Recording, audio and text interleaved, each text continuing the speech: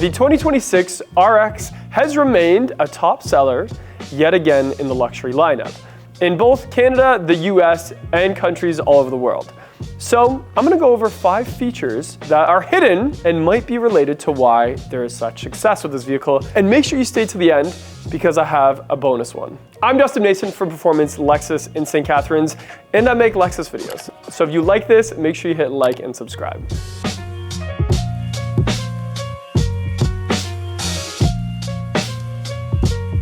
The first topic, and it's a touchy one of this hidden feature, and that's because it has to do with theft. More importantly, theft prevention. So for the 2026 RX and some of our other SUVs like TX and GX, it actually comes with a built-in proximity sensor. Meaning if this RX beside me is locked, and let's say I don't have the keys with me, even me simply walking beside it or more maliciously peeking inside would trigger a very loud alarm. That means all of those thefts that we see happening in southern and central Canada, where people, break in the vehicle and get in and start doing some stuff to the wiring, is a lot harder because even if you walk too close to it, it'll set off the alarm. Now, if you have a last couple year old, let's say a 2025 or 2024 RX, don't worry, there is now an accessory you can buy right from Lexus at the parts counter or at your service counter where you can add that sensor to the vehicle. Now in the RX, it's very hidden, you can't really see it, but you can turn it on and off through the screen. And on vehicles like the TX, it's actually a very separate stationary object with a switch on the side, and you can click on and off. Number 2 isn't necessarily the feature, but what to do if the feature itself breaks or you can't use it. And that is the electronic door handle. So a couple years ago, 2022 and up, Lexus came out with the e-latch design, which is a really cool take on the traditional door handle. If you've seen many of my videos, I rant and rave about it all the time because I love it so much. So essentially, when you go to open the door, you don't have to actually pull a mechanical flap or anything like that. There's just a little pad on the inside of that door handle that when you squeeze and depress, it's a little button and it opens up an electronic latch in the door. You can hear it going right now. Now, coming from the outside into the inside, it is satisfying, but not nearly as satisfying as when you go to leave the car. And that's because the way that they ergonomically set up this door handle is you just kind of rest your hand on the pad of it and depress. And in one motion, you can open that door handle without having to use other parts of your body to pry open the door. Now that's all good, great, and wonderful. But what happens, Dustin, speaking in the third person, if my battery's dead? Let's say I went on an extra long vacation to Hawaii this year, and now I get back to my garage and my car battery died. How do I get in the car? Well, Lexus has thought of that. So a few simple steps, you can still get into the car. And by the way, if your grandma or your auntie or your uncle, whoever, is stuck in the car for some reason and you have a dead battery, I'll show you that too. So the first step is removing this little section here, and I won't do it because they are made very easy to break, and by the way, they're cheap to replace, so if you do break one, it's no big deal. And what you do is you pry on this little ledge here. The way the key shank works, it actually gives you a little ledge to open that. And by the way, if you don't know how to take out your key shank, there's a little press button there. There's a little rocker panel. And then it comes out very easy. And you're just gonna use that little ledge to pry in there, and the whole piece kind of moves towards you. It looks like it's gonna move to the back of the RX, and if you do that, you're gonna break it, but if you remove it and go towards you, I promise you won't. I've done many of these, I've broken many of these, so I've really figured it out. So once you open that, there is a keyhole, and then you're gonna just put your key in the keyhole. You're gonna turn it, not once, but twice. So if you do it twice, that activates the manual latch, which is right here. So right there is the manual latch, and once that's opened, you can open the whole car with that. The steps are easy, but in terms of prying it, it's not the most ergonomic thing, especially for Lexus. You really gotta get your finger in there. I mean, you can use it as a pivot point and kind of go like that. I did hear when I reviewed the new ES that there's a new version of this already that kind of helps that. But for right now, the RX has it. But what about if Mima is stuck in the car, Dustin, and you have to get her out of the car, or she's trying to figure out how to get out? You will see there is a small little arrow there. And what you do is you just get your finger behind it, and you'll see it'll reveal the 2x pull sticker on top, and you just pull that twice. So once, twice, that lets you out of the car. It is funny how many people just think that that is how you get out of the car, when really you press on it. But nonetheless, it's there when you need it if you're stuck in the car or outside of the car. And that's hidden feature number 2. The next feature with a hidden feature is the back seat. And no, it's not just the fact that it has one, but a few things back here. One, obviously, it's heated and cooled back here, which is absolutely amazing. Lexus really does a good job of making a back seat feel super luxurious. Now this one has power back seats. So to recline them and fold them, there's a little switch on the side. However, there's a hidden feature about this. So up here, you can actually control those rear seats by the screen itself. So that Lexus multimedia display, which has been such a luxurious addition to the interior because it takes all these buttons and it hides it in a screen. Some of those buttons are being able to recline those seats from the front. Imagine if you actually had buttons up here for every feature that this screen does. You would have a whole center row here of just all the things. But luckily we have the new interface, and I can fold down those seats in the back individually or together by using that screen. I wouldn't recommend doing that with anybody on it, and if so, there is a stop so that if someone's sitting there and you do it, it'll override it. But let's say I pulled up to a curbside pickup and I needed to put something big back there, I could just hit that and it'll go down. Hidden feature in a feature. So another one is this little driver monitoring system that you might see on top of this steering wheel. And that's because this car, this SUV, this beautiful piece of machinery, has the latest Lexus Safety Sense 3.0. And if you get one with enough of a high package, you can get some extra features on top of that. So Lexus Safety Sense, we have all your typical radar cruise control that's adaptive, lane departure assist. So if you don't know what that is, it's not lane centering assist, which it also has. And lane departure assist is when you hold that signal switch for 2 seconds, the car will check your blind spot, it'll do some beeping, and then it'll change lanes for you. I know it sounds like a pointless feature because you're like, I can change my own lanes, sir.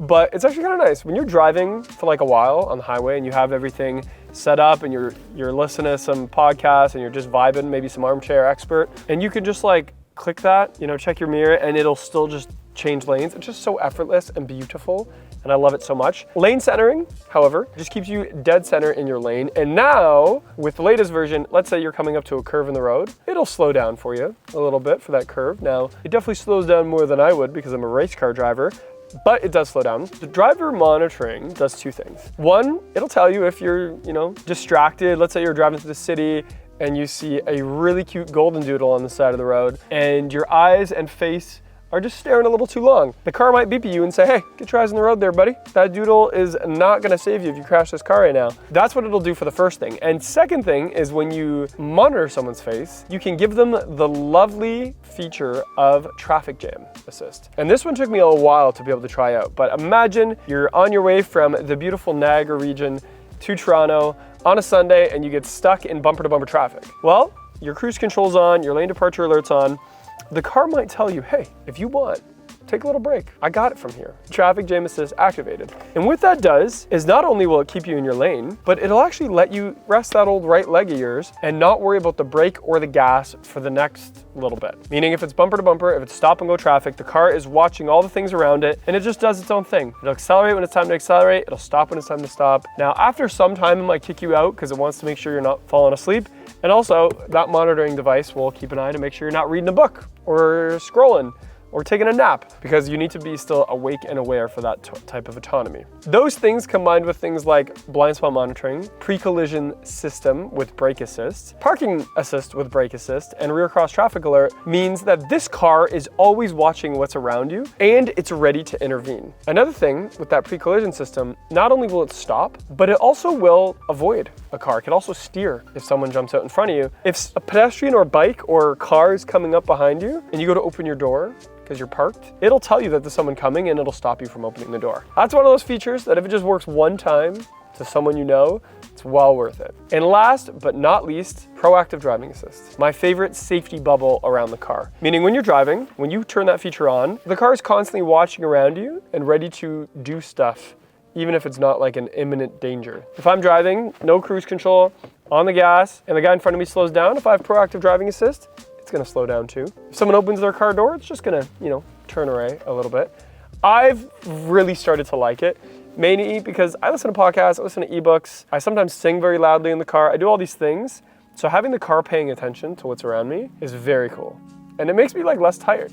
than if I had to do all that my own. The fifth hidden feature is actually the whole back end of the RX, because this beautiful booty is full of tons of little hidden features. One of them is aesthetic, and that is this beautiful taillight that goes from one end to the other. But built into the taillight is the backup camera. And you're gonna say, Dustin, what's so special about a backup camera? Nothing, all cars have it. However, this backup camera, like a few others in the Lexus lineup, has a washer. So on those wintry or muddy days where you've been driving all day and then you go to park and you go to back in and the camera is fully covered in mud, salt, and debris, you go away from you on the washer stick. So towards you is the windshield, and away from you is the rear glass and this little camera. But that's not all. We also have a wiper. And you'll notice it's not protruding out of that booty. Instead, it's actually tucked up underneath. And that keeps it out of the elements. It keeps that back end looking super sleek. It's very practical. The RX has done that for a few generations now. And if you didn't know, now you know. And also, right below that, is another camera. So on this particular package, which is the black line, by the way, you can flip the rear view mirror from a mirror to a camera screen. And that's what that's doing. So if you have some tall people in your back seat, if you have a lot of boxes piled up in the back and you can't see the car behind you, you just hit that switch and now all of a sudden you can. And now for the bonus feature. And it's actually two. I have two bonus features for you. This is your Lexus key fob. And chances are, even if your car is a couple years old, it has some power in this thing. If you press lock 3 times, once, twice, and hold the third time, as long as your car is, less than 3 years old, you might notice the four-ways will blink 10 times, and then the car will start. That's a remote start shortcut. There's nowhere on here that tells you that it does it, but it does it. You have to maybe have current subscription to remote services, etc., but it is there. And the second one is a doozy, because you might get mad at your dealership, and if you're one of our guests, I'm very sorry. There's a lot to go over in these cars, and sometimes we miss these little details. You can have the dealership program the lock and unlock button, particularly the unlock button. If you hold it, it'll roll down the windows for you. Now, you might think, why would you want to roll down the windows? Imagine it's a hot day and you have a black car, and you could remote start it and cool it off, and also, you could hold the unlock and roll down those windows. So that's a feature that is only dealership activated. There actually is a list of features that you can change and customize. It's called the vehicle personalization settings. So if your dealer didn't mention it, feel free to ask them. You might be able to roll down the windows. And last but not least, these key fobs, if they stay stationary, they actually turn off. So it used to be with Lexus key fobs, you would hold one button, press the other one twice, the key fob would turn off. But no need for a Faraday box, folks, because if you don't move it, there's a G sensor in there, it'll actually turn off itself, and that saves battery. So there you have it. I'm Dustin Mason from Performance Lexus in St. Catharines, and I don't know, if you like this style of video, let me know in the comments. Maybe I'll do another one on the Lexus NX next. Make sure you hit like and subscribe for more Lexus related content.